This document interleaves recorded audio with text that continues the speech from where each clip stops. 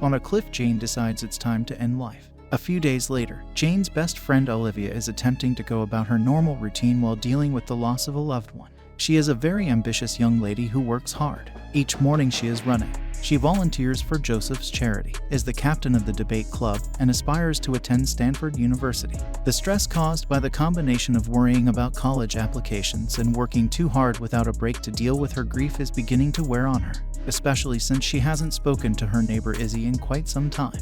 Izzy was friends with Jane and Olivia in the past. However, she began to distance herself from the other 2 months ago. It meant Olivia had to deal with the news of Jane's death on her own. Olivia refuses to be labeled as weak and prefers to ignore all of the gossip about her that other students spread. She refuses to admit that they have a greater impact on her than she admits. Olivia visits Counselor Billings one afternoon to inquire why only 2 students from her school are chosen by Stanford each year, to which Billings responds that it is only an average and should not be taken seriously. She is concerned about Olivia and how she is obsessing over this to the point of looking at previous year's confidence rates. Olivia, on the other hand, believes it's all part of the game. Olivia later leads the debate club to another regional championship victory. Mr. Richardson is very proud to be the captain of his club and takes the opportunity to introduce Olivia to Camille, a new student who will be joining the club. Olivia isn't in the mood to meet new people, but she pretends to be friendly for the sake of the team. Olivia can't stop refreshing the Stanford website after submitting her application, but she eventually admits that obsessing over it won't help and goes to bed. Instead of sleeping, she searches Camille on social media and becomes envious of all the nice comments she receives from her friends. Between classes the following day, Olivia checks the Stanford website on her phone and discovers that her application has been postponed. This news is causing her to have a nervous breakdown, which she is trying to suppress. Look for Jane in the middle of the quarter. Her body can no longer withstand all of these unexpected emotional punches. Olivia ends up puking in the bathroom. Camille is also in the bathroom, and Olivia has the impression that karma is mocking her. Olivia then goes to see Billings and finally allows herself to cry. Billings does not want Olivia to consider this the end of the world and wishes to guide her through her grief. But as soon as she mentions sending a personal appeal to Stanford's administration board, Olivia takes the next step and departs. Later, when she arrives at debate club, she discovers that she is not the first one there. Camille has already arrived and is conversing with Richardson. To aggravate the situation for practice, Richardson pairs Olivia and Camille. Olivia simply wants to go over their arguments, but she becomes irritated when Camille offers her assistance in correcting what Olivia wrote because Camille has experience attending nationals and Olivia does not. Camille believes the team would benefit from her leadership abilities as well, and this comment causes Olivia to pass out from anxiety. When Olivia awakens a moment later, she sees Jane standing around again, but she is about to receive more bad news. Richardson can see she's not doing well and needs to rest, so she won't be attending the tournament this weekend. Extremely dissatisfied, Olivia rushes to her car to vent her frustrations. Izzy notices her and keeps pushing herself to offer Olivia a ride home. Olivia tries to get out of the car after a quick thank you. Izzy, on the other hand, wants to do better and hugs her while crying and admitting how much she misses Jane. Olivia overhears Camille saying at school the next day that she'll be filling in as captain this weekend.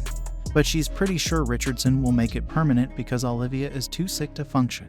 Olivia's anxiety returns, causing her to notice Jane in the mirror, but before she can think too hard about it, she is approached by Izzy, who asks if Olivia needs a ride again. She doesn't, but Olivia can't pass up the opportunity and invites Izzy to meet her for coffee like they used to. Olivia uses the opportunity to rant about Camille, prompting Izzy to look her up. Camille was transferred because she framed her former teacher to make it appear as if he was harassing her. Izzy believes Olivia should use this information to blackmail Camille and force her to back down. But Olivia believes this is going too far. Olivia goes to watch the debate competition over the weekend and becomes so irritated by Camille's brilliant performance that she reconsiders exposing her. She goes to see Izzy and shows her Camille's court order but is unsure how to proceed without getting in trouble. Izzy suggests creating an anonymous account on Connect, the social media platform that everyone uses, and Olivia loves the idea. However, a sad moment overtakes them when he grabs her old computer and discovers Jane left her account logged in the last time she came over. After the initial shock wears off, Olivia suggests using Jane's account to further confuse Camille's mind, which Izzy agrees to because Jane would probably enjoy this type of prank. They begin by sending Camille a private message with a screenshot of the court order, accusing her of doing the same thing to Richardson as she did at her previous school. The girls even add Jane's account to their phone so they can keep bothering Camille via messages in between classes. Camille is summoned to the principal's office a short time later. This cannot be a coincidence, and when the girls check social media, Camille's profile has vanished. Olivia feels a little guilty, but Izzy reminds her that this is exactly what she wanted, prompting Olivia to go to see Richardson and apologize for how she acted last week, pretending she was fine with sharing leadership with Camille. Richardson admires her maturity but has to inform her that Camille has transferred yet again. Olivia is pleased with this turn of events and shows her appeal letter to Billings, who tells her it is too plain and lacks personalization. This immediately deflates Olivia's good mood, which is exacerbated when Mrs. West later informs the entire class that all of their papers were disappointing. Later that afternoon, Olivia invites Izzy to hang out because she has an idea that using Jane's account may be their solution to dealing with Mrs. West. Izzy wonders if playing with a teacher would be too much, but Olivia reminds her that Jane despised West and was always mean to students. As a result, she deserves to be exposed. Mrs. West begins class the next day with a screen that has been hacked by Izzy, who posts silly messages and West pictures from social media while telling her she has a sad life. The entire class bursts out laughing, and Wes loses her mind, searching every student's computer for the prankster while calling them names. Olivia records the entire incident on her phone, including the moment West inadvertently hits a student with her elbow. The girls post the video on Jane's account, and it quickly goes viral, causing Wes to become embroiled in a scandal and delete her account as well. Olivia watches with satisfaction the next morning. Wes is leaving the school with her belongings because she has been fired. The next time she sees Jane in the quarter, she isn't afraid because she believes her friend is proud of herself. When Principal Rhodes enters the classroom to inquire about what occurred, Olivia informs her that everyone witnessed the same thing. The prank was rude but harmless, so West overreacted in a frightening manner. Olivia and Izzy later discover Jane's account has amassed an absurd number of followers, which would have made Jane very happy. The idea of having this much power excites the girls, and they decide to use Jane's account to post about a variety of things they see in school every day, embarrassing and cyberbullying random students by using the ghost of their deceased friend. Things only get strange when a post appears on Jane's account that neither Izzy or Olivia remember making, but since both swear they never gave anyone the password, they blame it on a moment of distraction. Later, Olivia discovers he is hanging up a Stanford flag because she was accepted by them. Izzy is disappointed that she was able to enter but Olivia was not. Olivia swears it'll be fine once Izzy is gone, but then she starts crying and sees Jane appear to pull the flag down. Olivia immediately puts it back up, but this moment will not leave her mind, and when the next debate comes, she is too nervous to perform well, and they lose. After visiting Olivia with a bottle of wine in the evening, Izzy confesses that she came to ask Olivia to come to a party with her because she needs moral support because the party is being held at her ex's house. Olivia reluctantly accepts, and as soon as they arrive, they notice Izzy's ex has moved on and is flirting with Jose, whom everyone thinks is niceness personified. Izzy disagrees, believing that Jose is constantly flirting with everyone, including taken boys, and that she secretly has an addiction problem. When Joseph attempts to greet Olivia, he becomes envious and rudely sends her away before dragging Olivia to the bathroom to rant about her. To Olivia's surprise, Izzy has also brought some illegal junk, which Olivia convinces her not to use by proposing to put it in Joseph's drink so that everyone will think she isn't that innocent. Izzy likes the idea and puts the junk in a bottle of juice, which she brings to Jose with a phony apology and a toast to make her drink. Jose is able to relax and dance with everyone thanks to the juice. When the girls finally take a break, Olivia tells Izzy that she is the happiest she has been in months, and Izzy apologizes for avoiding Olivia and Jane for so long. They are both overjoyed to see each other again, but this adorable moment is cut short when Jose reacts negatively to the juice and passes out. Olivia swears she sees Jane recording something among the worried crowd. Olivia's phone explodes with notifications a few hours later as the video of Joseph passing out goes viral on Jane's account. Olivia and Izzy both swear they didn't post it, and neither remembers recording it. Olivia believes they should refrain from posting until this is resolved, but Izzy has had enough and deletes Jane's profile.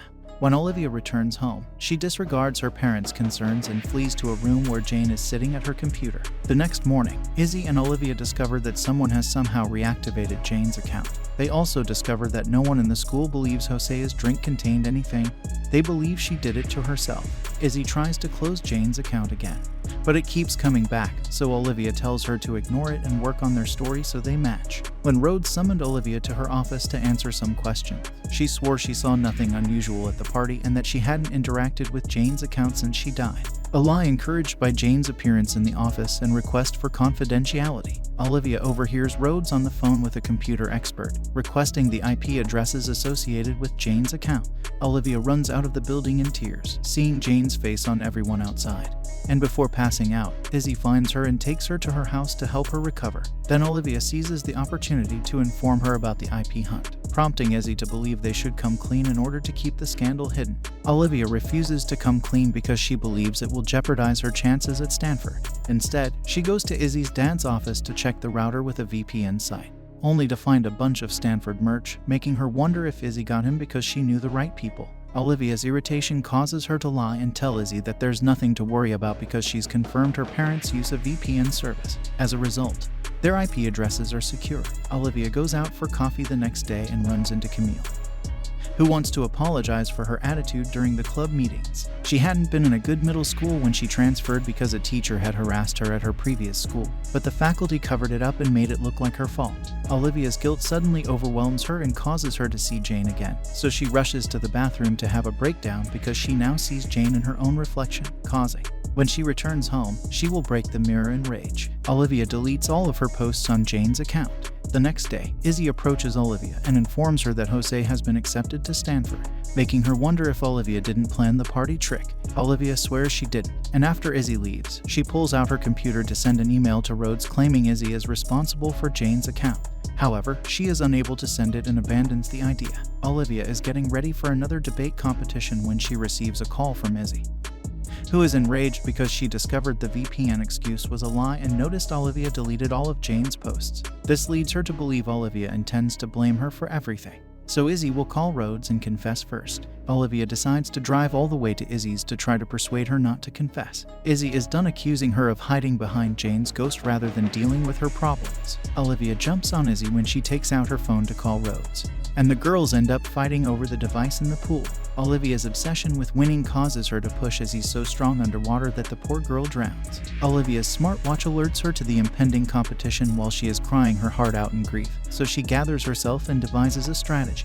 After stuffing 2 bricks into Izzy's pockets, Olivia abandons her body in the middle of the pool to give the impression that she did it herself. She then showers and dresses in a dress from Izzy's closet, always making a point of cleaning up any evidence of her presence in the house. Finally, she takes Izzy's computer and logs into her account, making it appear as if Izzy is confessing to using Jane's account, and that realizing the harm she's caused has caused her to end things. Olivia rushes back to the competition, where she absolutely destroys her opponents and the team earns a spot in nationals. While they are celebrating, they learn about Izzy via social media, and Olivia is sent home to speak with the police. When she is asked about the talk he gave her a few hours ago, the officers believe her story and her fake tears. Olivia claims her friend only wanted to wish her luck. Olivia finally finishes her Stanford appeal letter, using her friendship with Izzy as a sob story and the source of her inspiration as a person, saying she wants to go to college to study mental health and help people like her 2 deceased friends. Olivia can see Jane in public with a smile that shows she's happy she got what she wanted during the next debate competition.